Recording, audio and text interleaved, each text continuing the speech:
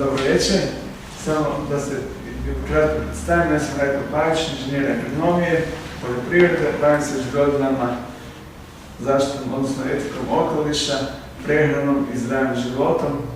Radio sam kao predstavnik u farmaceutskim tvrtkama, stranim predstavništvima za područje dijetetike, farmaceutske i za područje dodataka prehrani. Budući sam radio i proizvodnji kao agronom, sad sam spojio farmaceutiku sa prehranom, odnosno agronomijom. Večeras je naša tema, tema predavanja poljoprivreda je vječni izvor zamisli za proizvodnju, odnosno preradu. To je tema koja je dosta aktualna, nažalost zapostavljena je bila jer se pretpostavlja da će industrializacija biti nositelj društvenog napretka civilizacijskog, ali zna se da poljoprivreda je bila prva grana društvene djelatnosti, pogotovo uzgoj žitarica u Mezopotamiji koja je potaknula dalje napredak civilizacije, osiguravajući energiju, osiguravajući hranu, odnosno hranjive tvari i na taj način je poticala ljude, odnosno održala ljude zdravim i vitalnima. Naša zemlja, Republika Hrvatska, je druga u Europi po broju endemskih vrsta nakon Krete. Za Kretu je razumljivo zato što je Kreta otok i odvojeni, a naša zemlja doista ima jako puno i ne samo endemskih vrsta, nego imamo jako puno bilja i životinja koje su moguće i gospodarski koristiti. Međutim, kod nas je sad u posljednje vrijeme postao trend prodora tropskog voća i tropskog povrća i što je meni jako žao, recimo kad mene strane pitaju prijatelji moji kolege iz Njemačke, Austrije i Švicarske, kako to kod vas toliko bilja ima za uzgoj, imate toliko samoniklog jestivog bilja, imate samoniklog povrća i vi sad recimo uzgajate ašlaganu, na primjer, ili neko drugo bilje, jamu, jamaragu, steviju i sl. Nažalost, to je trend koji se sve više širi i mislim da unatoč tome što se borim protiv toga neću moći zaustaviti. Poljoprivreda ima proizvodi, odnosno poljoprivreda je sirovinsko tržište, odnosno osigurava sirovine za 3 vrste djelatnosti. Prva i osnovna djelatnost to je hrana. Za hranu općenito je poznato da se koriste proizvodi voće, povrće, žitarice, mahunarke i drugi dijelovi, odnosno drugo bilje. Drugo su industrijsko bilje, to bi bio najdraži predmet.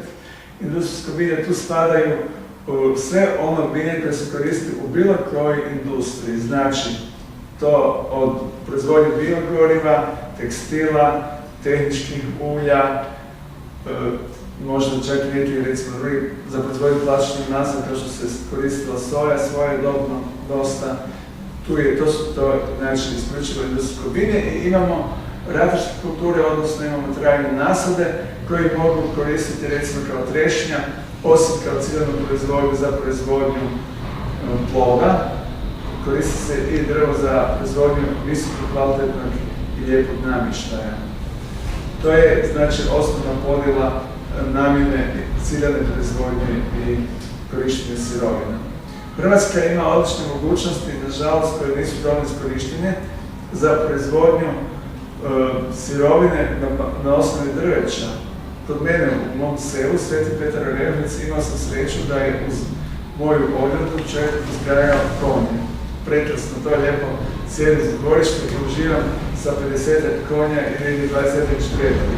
A iza te ograde, zabrana, kako mi to velimo, je bio orašnjak. Doći taj orašnjak koji čovjek postoji, njega je održavala moja mama. Orašnjak je 2700 satnica oraha imao, sad vjerojatno ima nešto malo više i ciljana proizvodnja, znate što mu je? Oras. Za što? Kjera. Molim? Za kjera. Ne? Ne? Kolač. Ne? Za proizvodnju tanina za jednu dansku tvrtku koja, neću da spominjati ime, koja je vrlo poznata u svijetu, a radi premaze za zaštitu drva. Znači, kompletna proizvodnja zelenih oraha. Oni zeleni. Tako, oni koriste se zeleni orasi za proizvodnju tanina koji se koriste za premaze. Prvi put sam imao sreću u životu vidjeti kako je ciljana proizvodnja niti orasi, niti ulje od oraha, niti drvo, niti bilo što drugo, nego isključivo za proizvodnju tanina. Tako da to je jedna proizvodnja u Hrvatskoj koja je dosta zapostavljena, a imamo velike mogućnosti, do toga što je zemlja neiskorištena. Druga proizvodnja, recimo to je jedan od primjera, iz područja drveća, znači trešnja za drvo, orah za tanin, također imamo još, opet se vraćam na moju omiljenu biljku, a to je drijen. Tu imamo mogućnost proizvodnje doista domaćeg drijena, koji nikad neće biti GMO, zato što velikim firmama se neće isplatiti proizvodnja GMO drijena, jer bi možda bi tehnologija preskupa, a mi opet možemo domaće sadnice nabaviti. U susjednoj šumi kod mene na Kalniku imam, a primijetio sam nedavno u selu Breznica, kada idete starom Varaždinskom cestom prema Varaždinu, ima jedan mali nasad drijena uz rub šume, što se točno vidi da je sađeno ciljano. Znači, i tu možemo koristiti izvore hrane, tu ima puno zamisli. Možemo proizvoditi sok od drijena, možemo proizvoditi pekmez od drijena, možemo imati kasnije eventualno drvo drijena za korištenje. Tako da možemo te prirodne proizvode, odnosno samo nekljestvo bilje koristiti za proizvodnju, bilo za svoje potrebe, bilo za ekonomsku, odnosno gospodarsku proizvodnju. Treća kategorija biljaka, znači, kao što sam već spomenuo, su drvenasti biljke i na njima bi se volio više posvetiti zato što su one nešto manje zastupljene, osim klasične proizvodnje voća na stablima i ciljane proizvodnje voća. Tu je Hrvatska mogla biti gotovo velesila. Postoje vrlo velike mogućnosti proizvodnje i postoje vrlo velike mogućnosti plasiranja u svijet. Spomenut ću vam samo jednu činjenicu da nedavno sam dobio podatak da u Švicarskoj postoji i u Austriji plantaže bazge. Kod nas ja nisam imao prilike čuda je neko ciljano posadio 100 ili 200 stabala bazge. Tu je dvojna ciljana proizvodnja.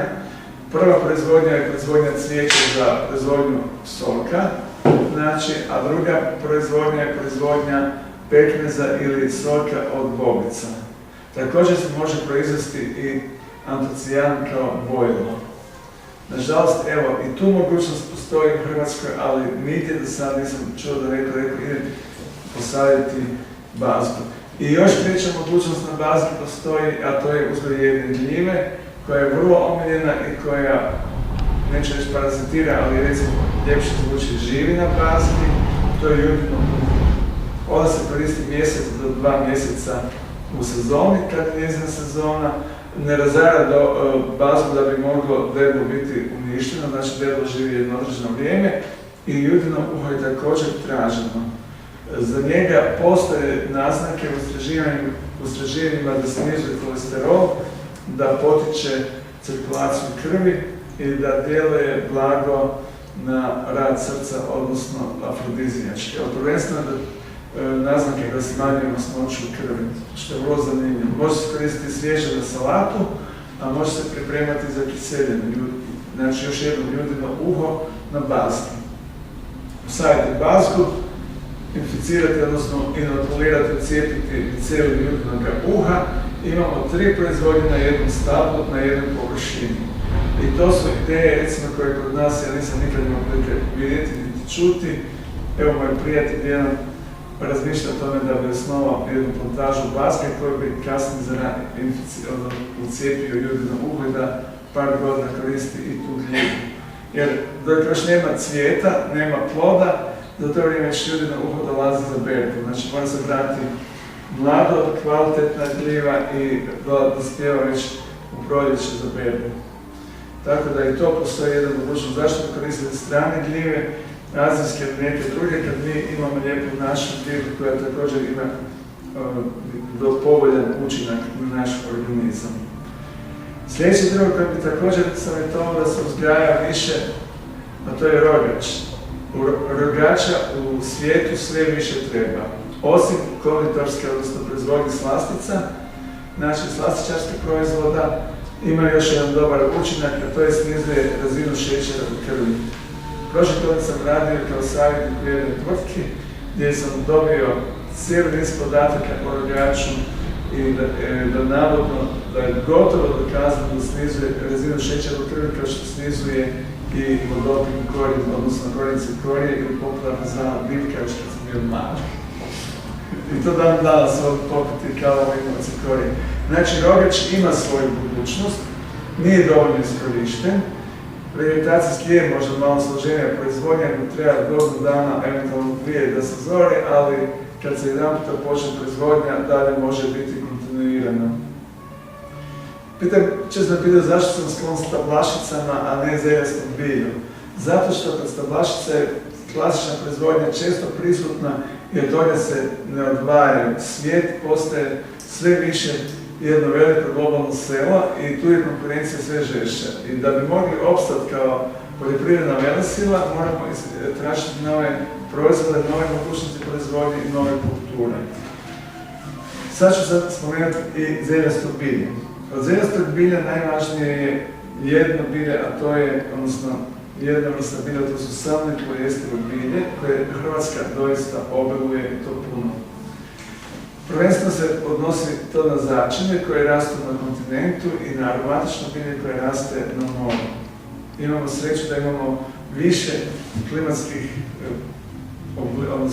područja od brodske, planinske, mediteranske, kontinentalno-nizinske, tako da doista, kad sam još živio u Međimurju i radio, u Akrom Međimurju, često sam znao se voziti biciklom i pratio sam predalpski prostor Mursko Središće prema Alpama kad se kreće u brege i onda kad sam otišao u Donju Dubravu raditi, tamo je opet nizina, polumočvarno bilje, odnosno močvarno tlo, to je ušće mure u Dravu kod Legrada i to je isto jedna ovako prekrasna Amazona koja nije daleka od nas, koja isto jako puno bilja ima i tu se vidi ta raznolikost.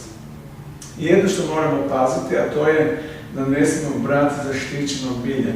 Prije samoga uzgoja bilja, odnosno branja bilja, trebalo bi se raspitati u agenciji, odnosno u Muzeju za prirodoslovlje, koje su biti zaštićene, ili u Ministarstvu poljoprivrede i šumarstva također imaju popise zaštićenog bilja.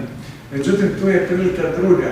Tu možemo uzgajati zaštićeno bilje za svoje potrebe, znači ne ga brati iz prirode i do kraja ga uništiti, nego možemo proizvoditi i vraćati jedan dio u prirodu. Znate, to je onaj lijepi krug koji je poželjan, da ne samo brati, koristiti i uništavati, nego da ono što imamo više vratimo u prirodi, odakle smo i dobili.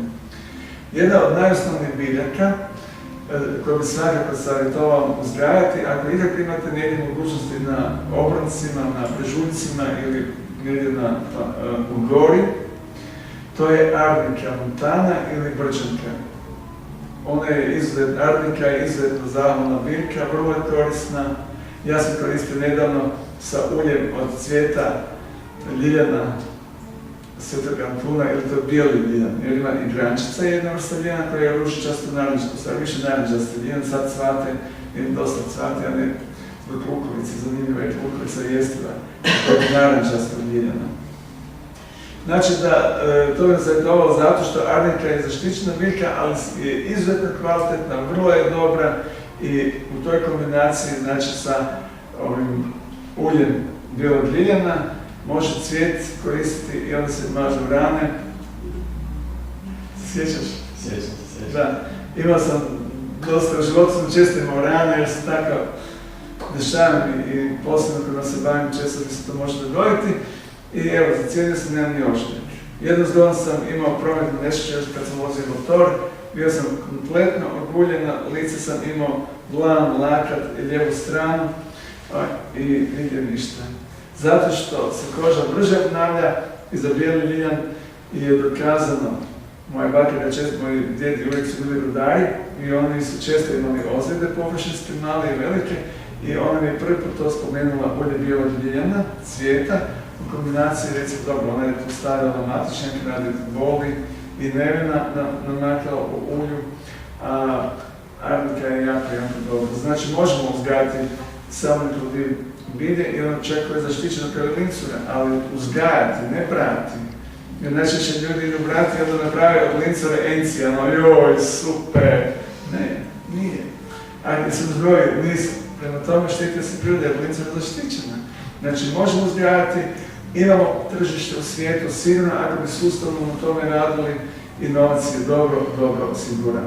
Sljedeća biljka koja je vrlo jednostavna, često ju viđate u prirodi, meni je dosta draga jer ima zgodno ime, a to je Achillea millefolium ili Achillova biljka s 1000 listna. Jer vjeruje se da je mama Achillova njegovala petu njenu sa tom biljkom, a to je stolisnik, punica ili hajdučka trava. To je biljka koja je vrlo tražena, prema koja sam još radio surađivao sa biljarima, sad se ponovno vraćam polagano u tu struku sa biljarom jednim iz Knina, gospodinom Perom Antičevićem. Vidim da se ponovo vraća ta biljka i da postaje sve omiljenija za aromatiziranje sokova, za začine u vark, za variva, za jela, za salate, dodatak sirevima. Znači ima široku primjenu i može se namakati u ulju. Također, lijepo pa imate aromatizirano ulje. Stolisnik je inače jedna od traženih biljaka u Francuskoj. Njihova kuhinja dosta koristi stolisnik za posipavanje namaza i Njemačka. Možda sam imao više kontakta sa Skandinavcima i Njemcima. Skandinavska i Njemačka kuhinja je dosta sklona stolisnika. Bilo koje jelo koje se u selu može proizvesti kao namaz, sezona stolisnika, znači od početka ožujka do kraja rujna, dok je svjež, dok imaš malo ga, posipavaju sve. I ukrešavaju sa cijelim malim listovima. To je jako zgodno izgleda. To sam imao prilike vidjeti u Ebersbergu, jednom mjestu blizu Minhena. Tamo sam prvi puta vidio stolisnik kako izgleda kao ukras na jelu. Bijeli namaz, fino od sira i onda kao vjenčić okolo poslavljeni liste stolisnike. A stolisnik daje papirnasti okus i nekako ugodan okus. Tako da se može koristiti za začinjanje bilja, odnosno hrane. Maslačak je također isto ne moramo uzgajati recimo, ali možemo ga koristiti za prehranu. I tu ima jedna dobra ideja, osim poznatog siropa od maslačka. Taj sirop od maslačka je vjerojatno svima vama poznat, ali ima jedna druga stvar, da se cvijet kad koristi za variva, za okrašavanje jela, za okrašavanje kolača. On nije cvijet, to uvijek kad spomenem moram naglasiti, to je cvat, to je skup cvijetova, znači on je cvat. Bogat je izvor lecitina i jedan od bogatijih, gotovo da je čak i bogatiji od soje. Samo što je jedno na salatu. Bravo, list, ali cvijetan je dobar. List je izuzetno dobar zato što potiče čišćenje organizma, ima diuretsko djelovanje. Recimo kad imate mladi korijen, kad ne možete ga šupati, ne uvijek ima dovoljno, na značaj ne možete iskarijeniti. I on je jedna od kozmopolitskih biljaka, to ću vam objasniti ovo kozmopolitsko bilje što je isto zanimljivo. Onda možete korijen nasvijeskati malo, isto ga možete sa salatom pomiješati. Korijen i list u kombinaciju to je za bubrege, za jetro, za sve. Potiče diurezu, a možete imati i pod navodnicima kapari od maslačka, kad pupuljke prije što se rastvara lijepo poberete i onda stavite u ocat ili slanu vodu, konzervirate. To sam mislio, to je film gdje se to da radi s masno uljem da zali na kraju. Odlično, i to je isto. Kako se čuva da se lijepo sačuva, ima diuretsko djelovanje, to je bitno znati, to vam uvijek volim staknuti, znači kad nešto jedete, bar da ima i funkcionalni učinak, da ima učinak dobar na organizam. Tako da recimo on može biti dobar isto od samotnog bilja. Jedno pitanje, koja je najpoznatija divlja biljka koja se koristi za jelo osim maslačka? Žutenje. Moje? Kod nas žutenje. Bravo. A na kontinentu je kopriva. Da, kopriva. Jede dva kopriva isto. Da. Imam jedan zgodan recept. Ljudi obično često gledaju i ovi siromašni ljudi pa su bili gladni nekad, međutim evo, živi smo svi i zdravi i tu smo. Znači da su naši preci preživjeli, naši pretječe. U mom kraju je dosta omiljena zlevka od koprive, s koprivom. To se razmuti, malo riječi se napravi brašno, kukuruzno brašno i onda se unutra stavi cijelo lišće koprive. I stavi se peć i to je jelo izvrsno. To sam jela među bukjeva sve. Bravo, moja mama je kad reći malo življenja. Da, kad nije tamo bi živjeli, to je jelo vrlo omiljeno. Izlevka od koprive je jako zdrava, kopriva može služiti za proizvodnju soka, nažalost nisam uspio nabaviti recept, to sam htio vam donijeti. Jer da ću nas zgode nabaviti neke recepte sljedeći put kad se vidimo. sa koprivom i sa nekim drugim biljem našim. Tako da kopriv može biti i soki kao napitak, može biti čaj za variva, za puno toga, ali uz lekta ili zeljanica, štrudu od kopriva. To je recimo isto tamo iz Kratnova je moja mama iz Međimurja, to je Čukovec na Muri, odnosno na samoj granici. Tamo znaju raditi štrudlu od koprivom, to je prekrasno. I može se kombinirati kopriva i list jaglaca, ako je jaglac mladi. Isto dobro se pofuri i onda se može malo pomiješati, ne previše doduše, ali se može onako okus popraviti, kao ovdje malo drugčije okuse. Jedna biljka koja je često kod nas uzgajana sad u posljednje vrijeme, nažalost već je selekcionirana kao industrijska biljka, to je matičnjak. Melissa officinalis, ona se često koristi za razne svrhe, međutim imamo u prirodi jednu drugu biljku koja može isto dobro poslužiti za proizvodnju raznih proizvoda, a kod nas se ne koristi dovoljno. To je divlji bosljak. Ovaj bosljak je dobar, isto kvalitetan, on ima i divlji bosljak. On ima dušu aromu, imamo i samo neko smilje, recimo, isto. Smilje sad i u svijetu postaje sve više. Kao što sam prije 25 godina 30 pisao o naru, pa još i o aroniji, svi su se čudili, pa kako ti to biljka, kako ti to drvo ili drvo. Međutim, evo, imao sam sreću da sam osjetio pravu stvar, jer nar u svijetu, recimo pogotovo u Dalmaciji, postaje tražen.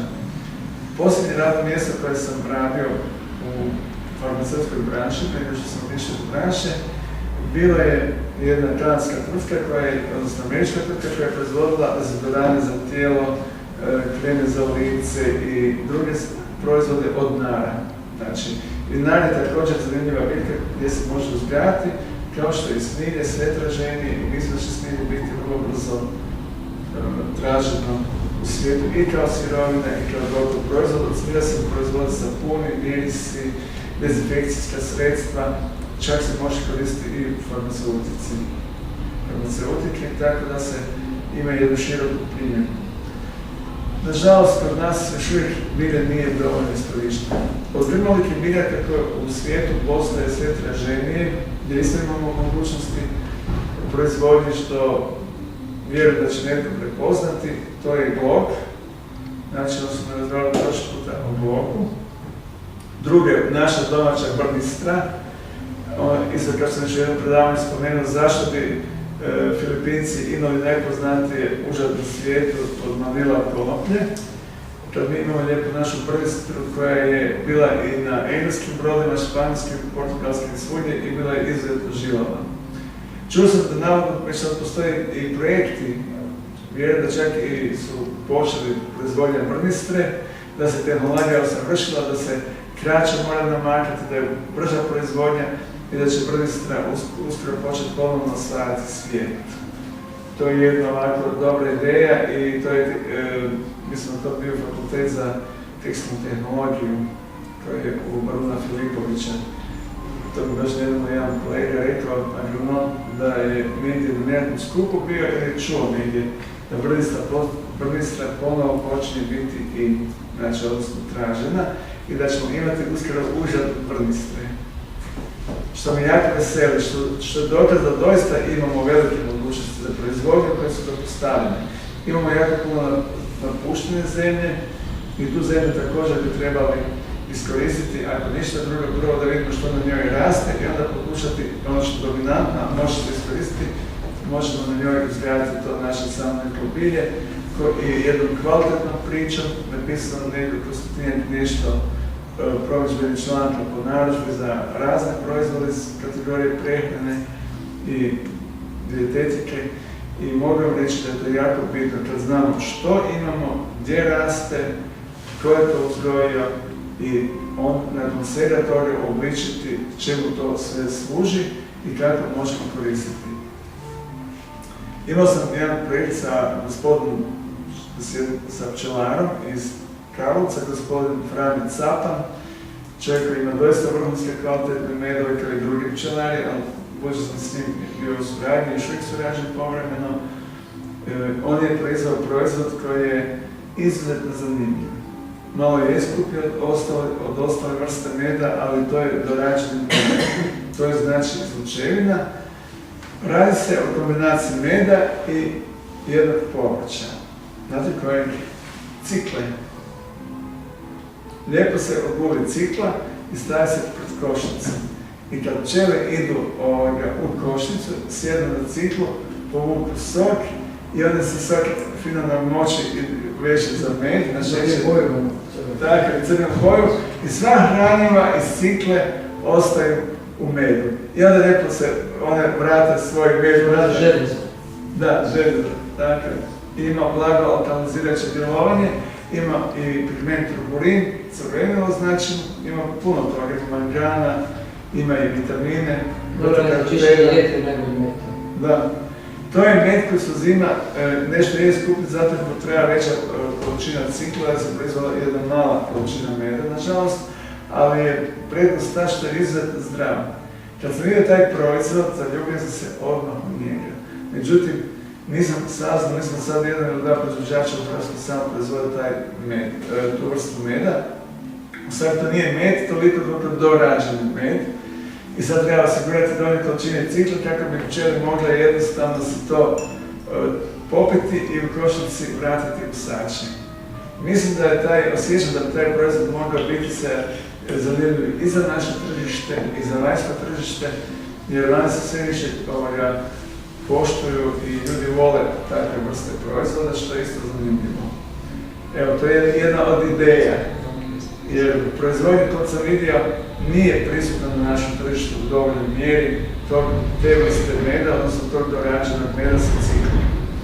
I drago da sam imao sreću vidjeti kod gospodina Capanom prvi put u životu da netko to radi, jer to sam vidio jednog dana. I često me znaju reći kako možeš otkriti ideje. Ne, ideje su nam darovane, lijepo smo dobili za misao i ta zamisao se treba realizirati. U Americi je bio prije 5 godina, tek na početku, jedan med u kombinaciji sa jogurtom smrznutim, što je mene očaralo. Od jedne biljke koja raste u našem podneblju. Tražio sam proizvođača, napravio sam idejni projekt, nažalost nijedna tvrtka nije bila zainteresirana. Pitao se zbog čega nisu zainteresirani, joj znate, pa ovo, pa ono, ja sam shvatio zašto. Nije problem što nisam doktor znanosti, to je bilo broj 1, a drugi broj 2 je bilo, to sam osjetio, ne ljubomorno, nego možda otkud imamo ta ideja. To je vrlo jednostavno. Imamo biljku koju proizvodimo, med od te biljke, imamo jogurt. Samo treba znati dobro jednog pravog prehrambenog tehnologa koji bi znao proizvesti taj proizvod, ispitati kako se može čuvati, koja je pokvarljivost, koja je iskorištenost i da li ima, da se raslojava, znači da li je emulgirano, kvalitetno i sl. Taj proizvod, evo sad nedavno je baš rekao prijatelj iz Australije, da polagano osvaja već i Australiju, a Hrvatska je rudnik. Radi se o heljbi. Heljbe ne sijemo dovoljno naše, nego vozimo iz Bjelorusije, Ukrajine, Poljske i drugih zemalja. U Međimurju, otkud je moja majka, tamo su sijali, i kad sam radio, to je bilo puno. Imao jedan pogrebni naziv, zvali su ih hajdari ili ajdari. A znate zašto? Jer su jeli heljbu. To je znak siromaštva. Aha, nema za kobasice, šunku i nema za meso stridnice, ako ima svinje, ne bi imala neke druge, ali su zato jeli heljbu. Međutim, poslije su snula da je heljba biljka koja je vrhunska. I ono što je bio simbol siromaštva i kao ljudi manje vrijednosti, se ispostavilo da su ljudi itekako velike vrijednosti, kad pogledate cijenu heljbe, nije baš tako jednostavno kao ne veća. I tako da se može kombinirati, znači, heljben med sa jogurtom. I dobio sam vrhunski proizvod. Evo, prije 10 godina sam prvi puta čuo za njega, pokušao sam sam doma smiksati, okus je bio odličan. I treba samo, evo, projekt moj još uvijek stoji, ako neko će znati kako dobijam i priču za taj med i sve imam pripremljeno, ako će znati tvrtku, neko se javio, možemo se... Ja neću čovjeka koji će vam to riješiti. Molim? Ja to sam puno. Bravo. Znate, jer problem je sad u čemu? Problem je u heljbi, nema heljbe, ne sije se puno heljbe. Prošle godine sam malo organizirao proizvodnju na području Podravine i Međimurja, možda da sam na taj kraj malo više vezan zavičajne, a to je inače područje Helde, ali nažalost nije bilo puno meda. Tako da, evo, to je jedan od proizvoda za kojega se sigurno da bi Hrvatska mogla biti uz SAD i Australiju koji ga izvoze. Mislim, zašto oni izvoze, a mi ne bi, recimo. Velik meni je jedan poznat, iako mi smo mala zemlja, kako se mi možemo s njima veliki umjeriti? Nije stvar u zemlji, nego u kakvoći proizvoda. Ljudi još uvijek ne znače da mi možemo biti mala zemlja, ali možemo vrhunske proizvode. I ako znamo ponuditi tržištu u svijetu jedan dobar prehrambeni proizvod od naših... Dobar menadžment. Molim? Dobar menadžment. Dobar menadžment, tako je. I to je vrhunski dobro. I plus toga, Henda je jedan od najvećih, ako nije najveći izvor rutina. Iz nje se ekstrahira rutin. To vam je jedna tvar koja jača kapilare. Uzem kapilare kod proširenih vena. Ja bi jako vam jesti, možda sam odrastao. Mislim, često smo jeli kao mali Hendu i to mi je okus koji je jako fin. Znači, ima rutina i sam time, taj jogurt ima svoju vrijednost i prehrambeno i kao slastica, odnosno delicija. Znači, to je ono što je recimo šteta što ne možemo iskoristiti. Pokušavao sam isto sa aronijom, kad sam pisao prije 20 nešto godina o aroniji, ili o makadamiji, kad sam pisao prije 20 godina, šta ti je to sad makadamija? Sad nedavno mi je jedan frizerka veli, pa imaš makadamije, puni frizeraju su ti, ulja, ono, 300 malih čuda. Međutim, to je tropska biljka, ali mi imamo naš domaći orah. Zašto bi morali, recimo, koristiti za jelo ulje makadamije ili koristiti kao kozmetički proizvod ulje makadamije, a mi imamo domaći orah, koji je bogat omega 3, 6 i 9 kiselinama. Jede se samo 5 do 6 komada na dan. Znate zašto? Jer Bog stvorio orah da je u ljusi. Kada mi zlupamo 5 ili ne da mi se više dosta ja da se maki. Zato liječnici savjetuju do 5 oraha na dan. Vidite, zato zbog masnoća. Da, šalim se, ono. Karikiram. Odmah ne za žene nije dobro, znaš. Da. Znaš, kad se već kako Znam, znači, šalim se ovdje da je Bog stvorio u ljusi da ovdje da 5 grama dosta više neće i 5 nije dovoljno na dan. Tako da imamo tih mogućnosti, dosta ima još recimo... Vas još nešto pitate, ne znam, u orasima, one tvrde ljuskice, znate što gdje... Pregodne, da. Znate zašto? Za srce je jako dobro. Samo, nažalost, ne znam reći... Jače srčani mišić. Tako, jače srčani mišić i to je jako... Ja sam orak samo nešto, ne znam više. To sam sam iskušao. Da, pa sam to bilo. Iskušao jer to velim, kad imate u obitelji i rudare i intelektualce u kombinaciji i kad to sve spojite da jedna treba jedna, imaju jednu vrstu tegoba, a drugi opet imaju drugu, ali sljedeće tegobe. I onda dovedete spod da. Znači, pregrade, orahove pregrade koje razdvajaju njegove kompletnu jezgru na 2 dijela i na četvrtine, ona se lijepo može namočiti ili se čak može skuhati. Da, ako ga skuhate, imate još jednu mogućnost, dajte si bademove ljuske koje će popraviti okus i izuzetno je fino. To je, evo, jedna malo došla recepta, baš ovo je super ideja. Da, čaj se prije to. Čekajte više od 4 oraka, 8 pregrada. 8 pregrada. Morate ga najviše staviti topliti jer ima tanine. Da. I tek ujutro bacite u prvu vodu i stavite da zakuha samo 2 kužilja i pustite malo povremeno miješite na 20 do 1 sat. Pustite, poklopite i to popite jednu dnevno. A tako pijete 2 puta tjedno, zame srce je skroz. I srce je totalno jako. Ne, vrati se srce. Imate iskustva s nekim, to je šlično. Bravo. Da, to mogu savjetovati. Jača mi je strašno. Zašto treba jača mišić? To je odlična stvar. A znam, za korigir soku se možete se dati malo badmovih ljuska. Ma ne treba ništa uopće. Moj? Baš je dobro. Dobar je, da. Ja sam bio bar 10 puta iskušao. Ali se mora namakati, mora se namakati, da, i onda se ovdje. Evo, tako da recimo i ta ideja postoji. Znači, i Hrvatska je doista Eldorado i doista bi mogli jednim sustavnim radom. I kao što postoji rješenja, prije par godina sam pisao tekst kako riješiti zaposlenost u Republici Hrvatskoj kad je već bilo zabrinjavajuća. Vrlo je jednostavno. Zaposliti u poljoprivredi, mlade, organizirati na mjestima gdje ima dovoljno biljaka za sakupljanje, organizirati otkup ili ne samo otkup, nego i proizvodnju.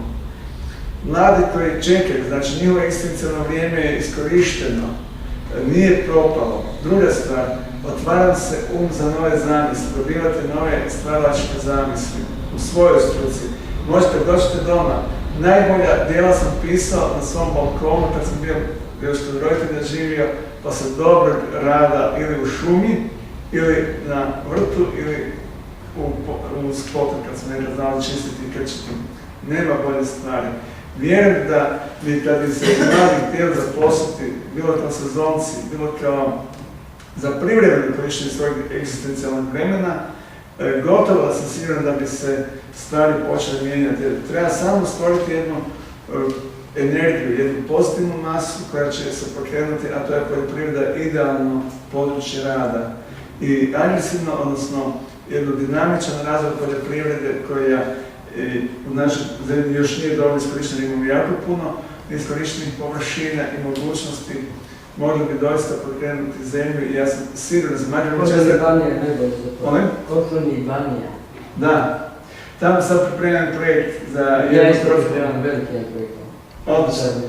Ja pripremam mali za predavanje, jer sam zamolio jednu udrugu da im održim predavanje, da je malo potaknem, čisto da im dam inicijaciju, da ih malo pokušam pokrenuti.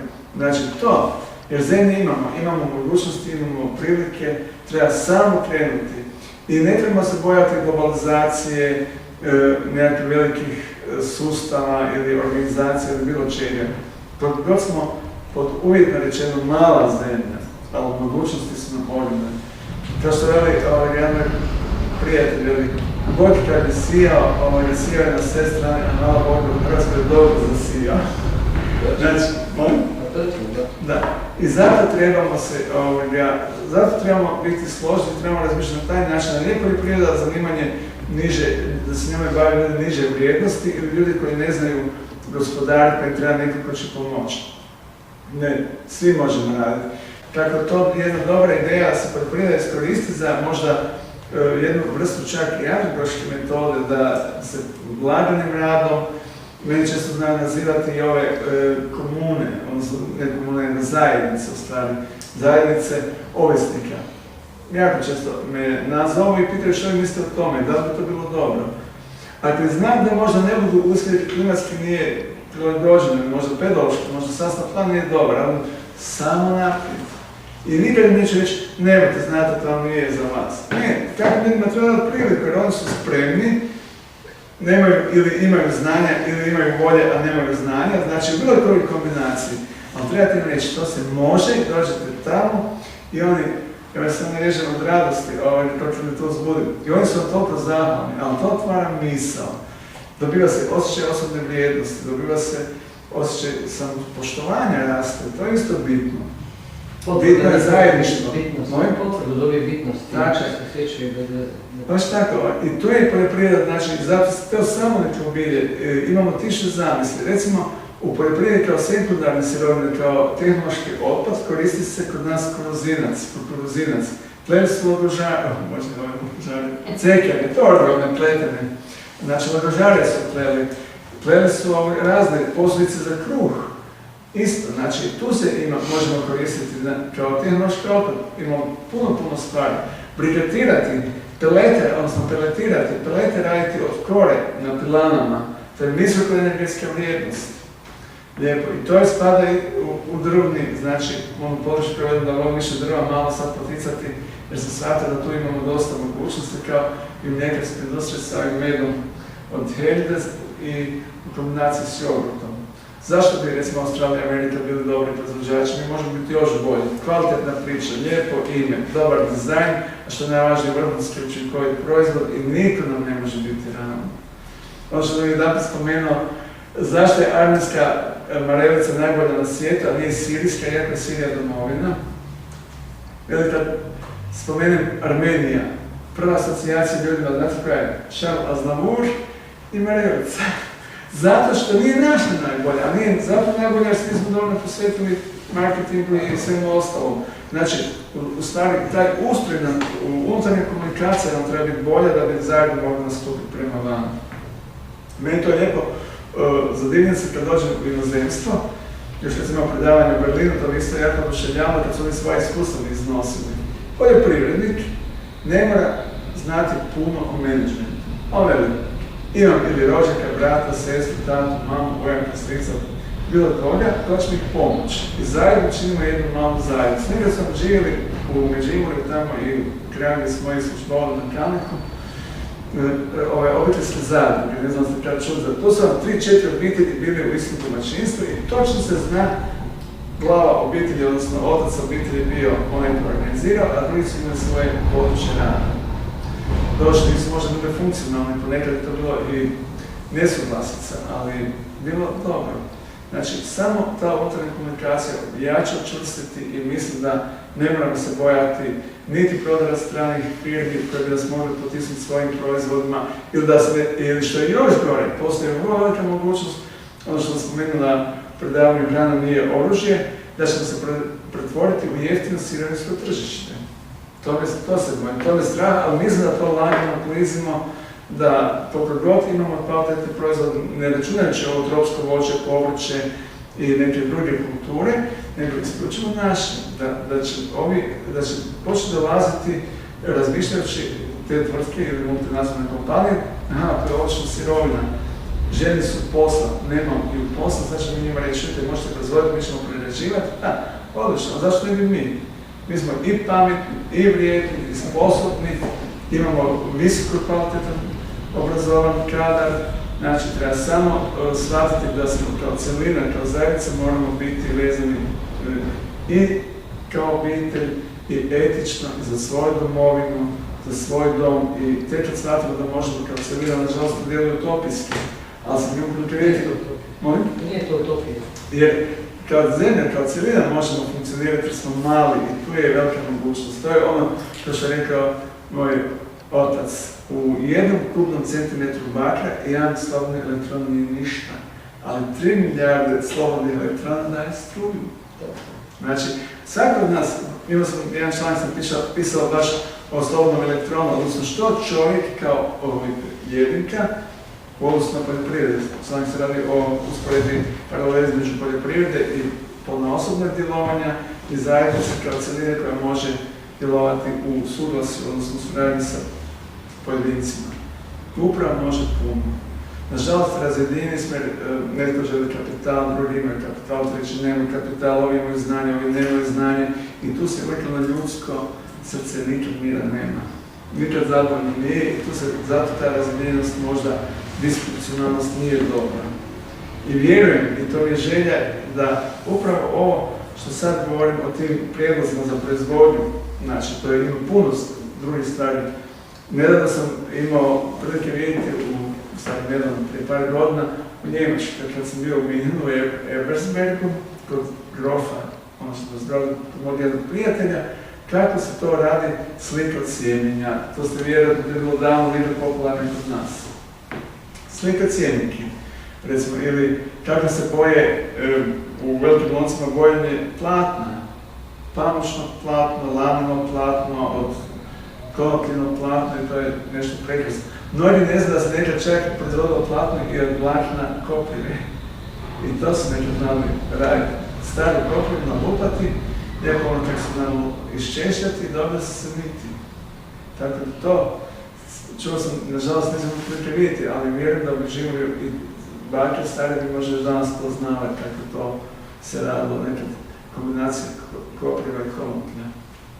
Doista smo rudnik koji treba načeti, treba samo skinuti plate i biti jedinstven i razmišljati zajedno, vjerujem da će mladi dolaziti do spoznaje da jednom na taj način možemo ostati. Poljoprivreda je doista rješenje za rješavanje i pravno korištenje egzistencijalnog vremena kod nezaposlenosti, jer onda se otvaraju puno veće mogućnosti. Kad vidite stolisnik, nikad ne pali u nesvijest kad bi rekao neko, čovjek u djevici može raditi dobar namaz ili od maslačka cvijeća, nije samo siru, od maslačka da se puno toga. Imamo čistih krajeva, kod mene na Kalniku recimo, tamo smo imali izvor vode u Apatovcu Mi smo svake godine znali po ljeti imala miris po Petrolevi, jer je bio niski vodostaj i bila je dosta gusta. Bila je javna pumpa, međutim sad je već to ograđeno. I mislim da, i sad, ne znam, posljednju činjenicu, kad sam prije par mjeseci bio s prijateljima, da ću ih, više ne možemo doći do vode jer je ograđeno. Nekad to bilo javno, mineralna kalnička voda je poslata bila i odna voda u svijetu, recimo. Tako da se možda dogoditi da jednog dana budemo ogradili se sami sebi ili nam drugi budu ogradili. Čuj, dragi moji, ovih 582 kvadrata je tvoje, ali ja sam sve na koncesiju na 99 godina, izgraču si u Drijemu, ili na Slačak ili Stolici. I gotovo, treba je radna snaga, ti si jeftinije, neću svoje dovoditi. I tu je veliki problem. Evo, ako sam vam uspio dati malo ideja ili možda malo za razmišljanje, bilo bi mi drago. I ako imate pitanja, možda za neku ideju svoju da vidim, ili možda ako zanima nekog područja, neka biljka, možda znam neki recept ili možda nekakav prijedlog, jer uvijek se može koristiti sve. Kao recimo lan. Lan isto uvozimo većinom, a imamo u Našicama je proizvođač lana, sad se proizvodi konoplja kod Osijeka. To sam htio reći, spomenuti još crni kin. Kumin se proizvodi isto kod Osijeka i nekim dijelovima. Jeste kad čuli proizvodnju kumina domaćeg? Na veliko, ima. Odlično, drago, mislim na... Znate možda gdje je? Tamo blizu naših gori sela. Bravo, to mi se sviđa. Jer bilo mi je žao da nemamo kumina. Imajte manje ovako, nema puno zemlja, to ne za sebe sad. Da, ali recimo možda bilo dobro komercijalno. Imamo puno toga za razvitak. A imamo i mogućnost, imamo i radne snage. Stvarno imamo puno. Kao što sam spomenuo, smo jednom predavanju za proizvodnju kave od žira. Proizvođač je u Slavonskom Brodu, osobno ga poznam, ali mu je kapacitet mali. Kava od žira, od kog dijela dakle to? Od jezgre. Ljuska se odvoji, i onda se jezgra priprži i onda se melje. Kad se dobro priprži, melje se i onda se prvi put stavi se kuhati, onda se pjena se prva pobere i onda se još malo prokuha i onda dobiti kavu. Da, to je recimo zgodno, jer to su neka pili kavu od žira kad je bilo prave kave. To je ovako, ja sam imao prilike... Nekakva zamjenska da bi se varali. Da. Pijemo kavu, ne pijemo. Da, pijemo kavu. Jedno što me zabrinjava možda povećana količina tamina. Mislim da je to zabrinjavajuće i ja sam spomenuo da bi trebalo malo tome paziti. Jer je tamin vrlo neugodan. Ili recimo postoji jedna druga mogućnost. Uzgoj gljiva. Gljive su nam rudnik koji treba samo načeti, odnosno to je rudnik koji već postoji. Možemo uzgajati dvostruku kombinaciju, možemo imati drvo i uz drvo vezati gljivu, to sam ovo za južnu mogu spomenuo. Jablan ima svoju gljivu, breza ima svoju gljivu. Znači, svaki šljiva ima svoju gljivu koje su jestive, svaki drvo ima svoje. I možemo, dok drvo živi, imat ćemo i gljive, imat ćemo i plod. I to je jedna kombinacija. Vjerujem da naše podneblje ima doista puno gljiva koje se mogu i za ljekovite svrhe koristiti, a mogu se koristiti i za prehranu, kao hrana. Ljudi znaju samo šampinjon, šitake, bukovača, vrganje. Evo sad sam nedavno imao krasavski top, sad ću za uzgoj vrganja. Recimo u Švicarskoj, a kod nas nisam čuo da postoji proizvođač vrganja, a to je isto jedna gljiva koja ima cijeli niz podvrsta, subspeciasa, a može se jako dobro plasirati na stranom tržištu. Kiseljeni, suhi, prerađeni ili mrtvačka truba, gljiva isto. Moji su mrtvu trubaču i mrtvačku trubu sušili. Mi smo imali umjesto papra za začine, za umake. Nije opasno. Moje? Nije opasno. Ne, nije. Samo zvuči jezgro. Začin. Dakle, začin smo koristili. Negdje smo znali peći ili malo znali kiseliti u staklenke, pa smo sa prosenjacima, isto jednom vrstom gljiva, jednu kombinaciju prosenjaka i mrtvačke trube. Znate, kad odrastete na selu, kad se dijete uz rub šume, onda on je prvo kad začete dvorište odmah u šumu. A toga ima svugdje. Znači, zašto je imali začin od mrtvačke trube umjesto papra, a može se koristiti i za pripremu mumaka, može se koristiti za pripremu variva, za začinjanje jela, za tjestenine, crni, ali ima papirnatski ugodan okus. Ja sam prije često znam, mi smo naveli do 2-3 posude, one stavnike od prizavih krastavaca ili rajčice, nabiti i dobro zatvoriti i onda koristiti kao začin za jaja, za omet, za sve što god se sjetite. Gdje god bi stavili papa, recimo, mrtvačka truba, to je proizvod za kojega vjerujem da bi bio zanimljiv. Jer ima ljudi koji rade lovačke jela, koji rade jela od gljiva, znači i variva, gulaše. Ima jako široko primjenju. I to sam se osobno vjerio u svom jelovniku. Postajete živi, znači... Da, ali baš upravo to. Zato mogu primjerno svojim poslužiti. Ali je jako fino i to je šteta ne iskoristiti. Isto proizvod koji bi mogao biti zanimljiv s vremenom. Jer vani takve stvari sve više cijene i sve više vole.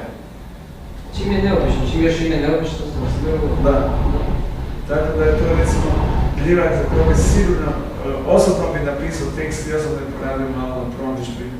I kod svojih prijatelja na zemstvu i ovdje, da, jer sam iskušao i znam kako se može koristiti. Tako da evo, to je jedna gljiva koja nije iskorištena. On? Kaži mi, rekli nije zanimljivo. Da, tako da to je gljiva koja nije dovoljno iskorištena, ali ima veliku mogućnost. I tu mogućnost treba u svakom slučaju iskoristiti i naša zemlja bi morala doista biti vesela poljoprivreda. Ja vjerujem, još uvijek sam, kako to veli moji nečici, ujo, ti si još uvijek zaslijepljen idejom. Jesam i vjerujem da ćemo izrealizirati mi tu ideju. Ja vjerujem da hoćemo. I mislim da će ovi mlađi ljudi sve više, kad što odlaze iz Zagreba, pa sve više dolaze po savjete o uzgoju, o idejama nekakvim, o proizvodnju nečega, vjerujem da se to lagano mijenja. I to mi je jako veselo, pogotovo kad me nazovu za neku biljku koja je samo nikla, pa onda ju pronađu, joj, to ti sam neko, to bi možda bilo zanimljivo. Idemo probati, nije otrovno, za to sam siguran, a možemo iskušati.